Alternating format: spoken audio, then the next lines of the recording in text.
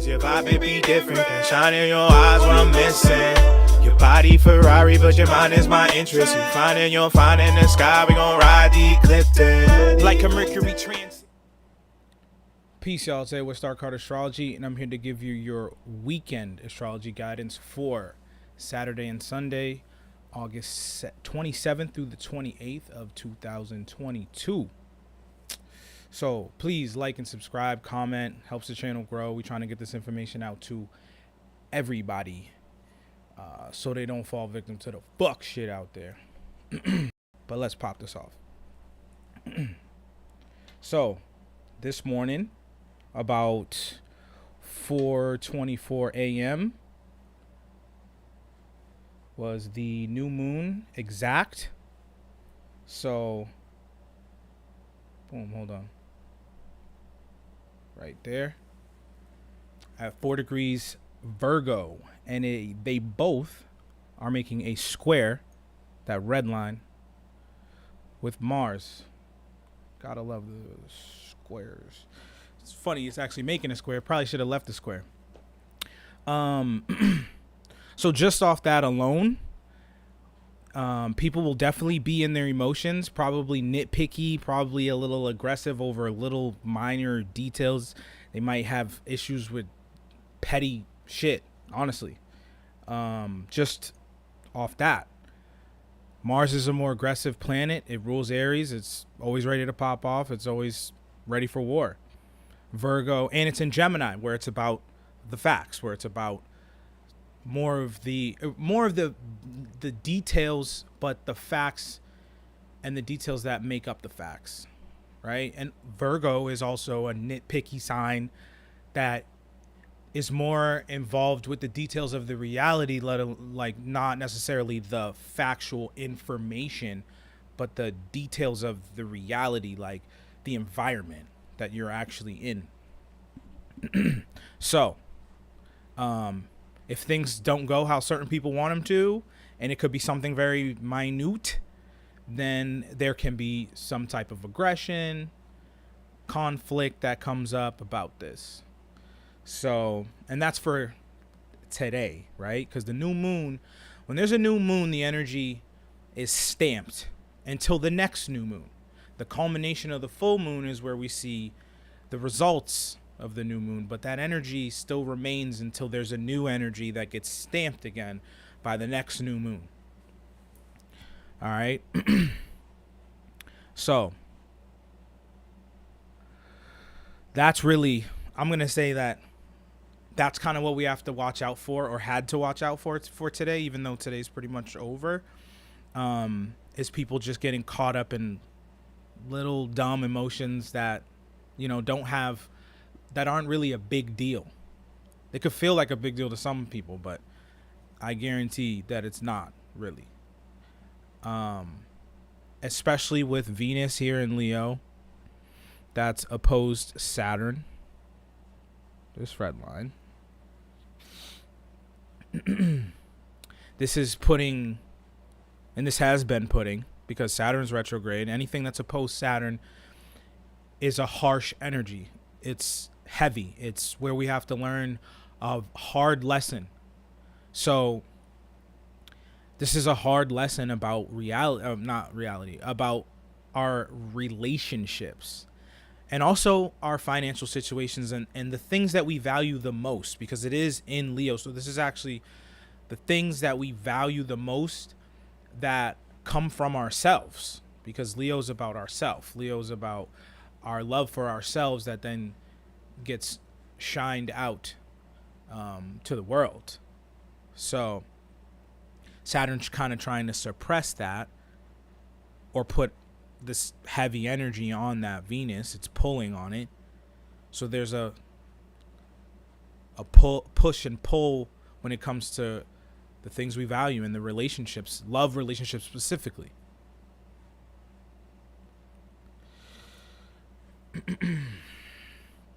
I mean, we have Pluto making good aspects with Mercury still. Talking it out is the key. Talking it out with these people, right? Libra, relationships, again, but more platonic relationships, more work relationships, but still relationships in general, other people. So it's about still having these vital conversations with whatever arises with the people that you need to, in order to, right? Pluto's over here sextiling Jupiter while it opposes, but not exactly, Mercury. So we will be blessed for having the conversations, the harder conversations. Things will shift in a way that is supposed to shift. This is one of the most karmic times that we're in right now. This is not just, oh, nothing, everyday run of the mill, just like how it used to be. It's not like that. We have 1, 2, 3, 4, 5 planets that are retrograde right now. And Chiron's retrograde too, but it's not a planet. It's an asteroid. And then we're going to see, Mars come retrograde in October. So having all this energy that is amplified, because that's what a retrograde actually is. We're in a space where the planet has caught up to our planet. So it looks like it's either stopped or that we're passing it. So it looks like it's moving backwards. But because of that, that means there's a direct line with that planet. So the energy is actually amplified more than usual. That's why everybody asks about Mercury retrograde and why it's all bad and da-da-da and all this. It's because Mercury's energy, which rules communication, thought processes, and technology to some extent, is amplified beyond what it's normally and every day when it's direct, when it's moving forward. So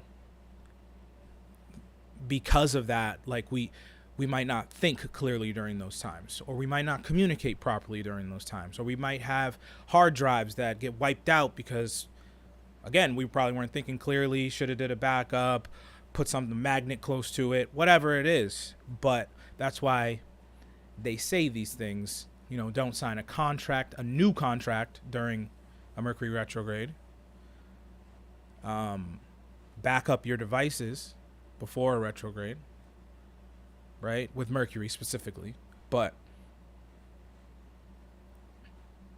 so with like Pluto and Saturn that are retrograde right now, Pluto's retrograde in Capricorn, so it's asking us to essentially backtrack on the changes that we need to make when it comes to our career and our goals in life. This is the death and rebirth planet, Pluto. So what do we need to bring a death to? What do we need to either rebirth or just move into and change when it comes to career or our business or our job? Saturn is in Aquarius retrograde. And this is where it's like, well,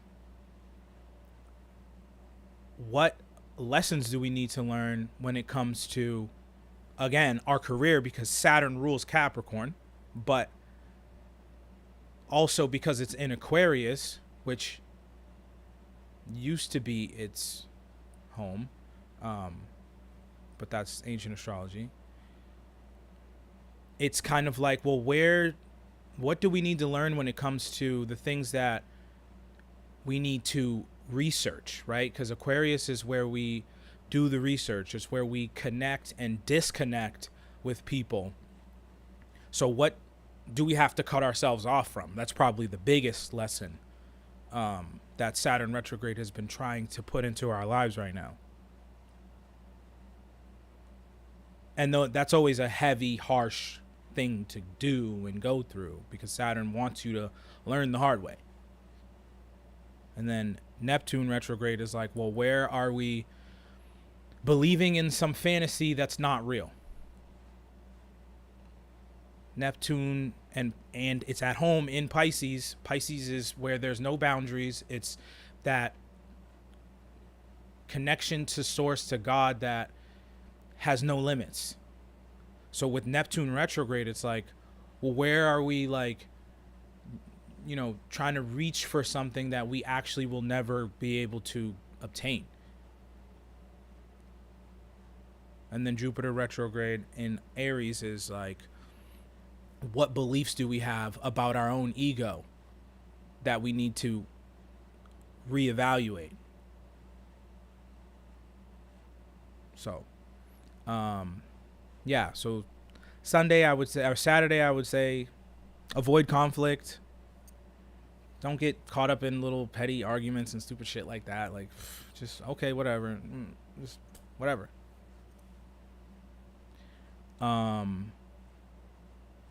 But definitely take action on the things that are based in fact, and have the conversations that need to be had, that are the important conversations. This is probably the last point where we can still have those conversations. People might get a little worked up about it, but yeah, whatever. So Sunday, we are going to see this moon go into direct opposition with Neptune retrograde.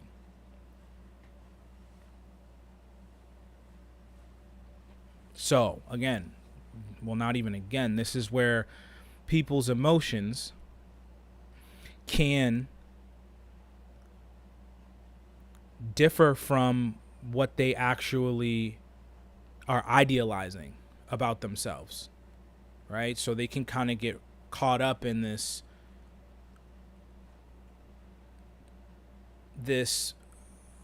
part of their emotions that is like, well, why is my environment like this? I feel like I'm in the wrong place, or I feel like, you know, this is the place for me, but like, why can't I obtain that? Like, why it feels out of reach. It feels out of reach with Neptune retrograde in Pisces. So we can't have, and look, I mean, that is really the only aspect to Neptune right now. But we still have the sun square Mars.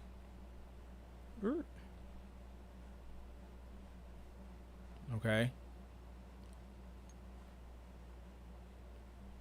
So we could get frustrated because we're struggling to reach for our dreams, or some unrealistic dream.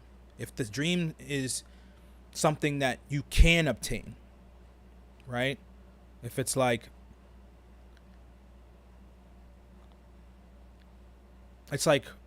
I'll use myself for example, right? Like, I've been putting out music for a long time. That's my dream.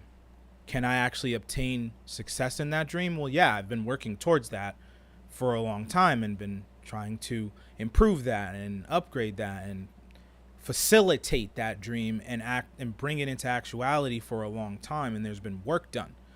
If it's just like, oh, I want to win $1 million, or, oh, I want to move to a whole nother state, but I don't even make nearly enough money yet, and I need to get a whole new job, and I need to do this, and I need to do that. If it's kind of far out of reach, this is kind of where we have to like humble ourselves, or at least figure out emotionally what we really want and what we really can obtain.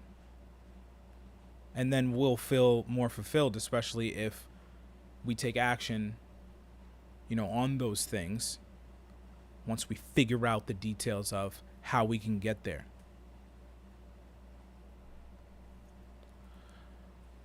So I suggest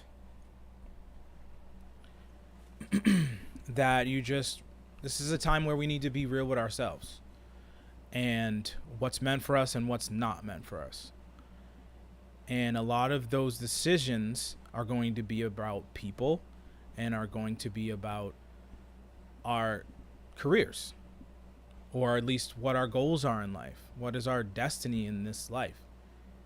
So it'll be hard to actually make some type of action happen where we have to cut certain people off or certain things off or transition our job or create this company or whatever it might be.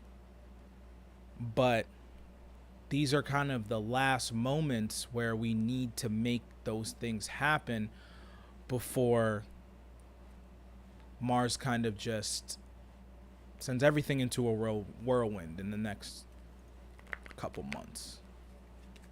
So we have opportunity still to make that stuff happen, but we can't get caught up in how other people are going to feel, because everybody's going to feel some type of way. And at the end of the day, it's your life that you have to experience fully, and how other people feel is going to keep you from what you were truly meant to do here, and and your true happiness.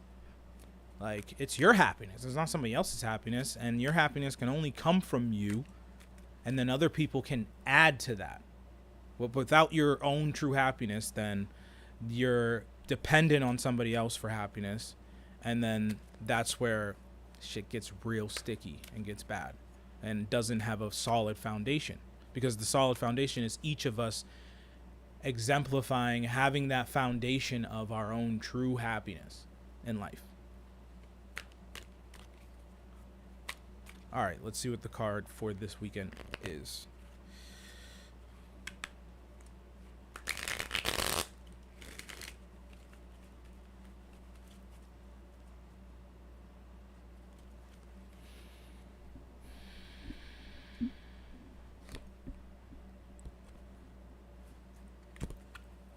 The Hierophant reversed. I don't think I've ever pulled this card even in my own deck. So this is where we are having faith in things that probably we shouldn't. This is where we can be misguided by people who we have faith in, that we believe that they have our best interests.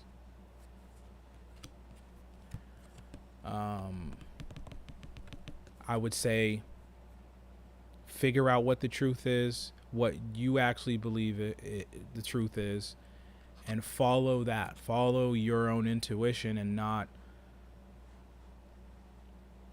somebody else that's trying to make you think something about them or about your own situation. You know what the truth is about your situation, and you know with your own intuition what's going on when it comes to the energy between you and somebody else. So trust that. We'll make it through, and I really hope that helped. So until next time, one love. Cause your vibe it be different, can shine in your eyes when I'm missing. Your body Ferrari, but your mind is my interest. You find in the sky, we gon' ride the eclipse like a Mercury trans.